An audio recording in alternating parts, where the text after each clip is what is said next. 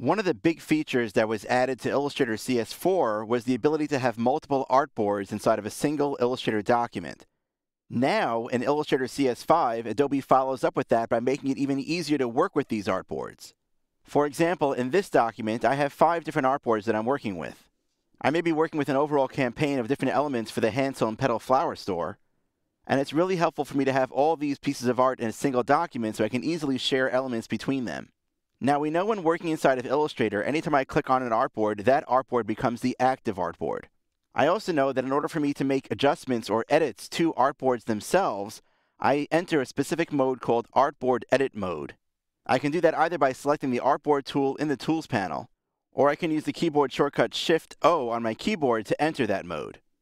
As you can see here, as I click on an artboard, that artboard becomes the active artboard, and I can change its settings right here from the control panel. New to Illustrator CS5, though, is the ability to assign a specific name to each of these artboards.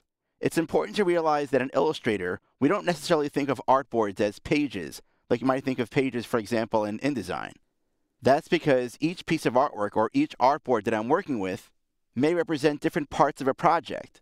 They each have different needs or settings, or as you can see here, different sizes and orientations. In the upper left-hand corner of every artboard is a number which identifies that artboard and its name. The reason why the number is important is because when I'm printing this document, I'm still going to be printing pages 1 through 3. So each artboard does need to have a number assigned to it. But in this example here, let's rename some of the artboards so that they're more meaningful. This one here is simply used for branding, so I'm going to go ahead and specify a name over here called Branding. These are some occasion cards, so I'm going to go ahead and name these Occasions. Next, I'll name these gift cards over here. This artboard is filled with a whole bunch of different seed packets, so we'll go ahead here and we'll type that in here as well. And finally, this one here is some gift certificates, so we'll call this one Certificates. Now that I've assigned names to these artboards, they're more meaningful as they work inside of Illustrator. How are they more meaningful to the work that I do? Well, let's take a quick look. I'm going to jump over here. I'm going to exit Artboard Edit Mode simply by selecting any other tool, or I can also tap the Escape key on my keyboard. And if I come down here towards the bottom of my document window, I'll see there's a pop-up here that will let me actually jump between these different artboards.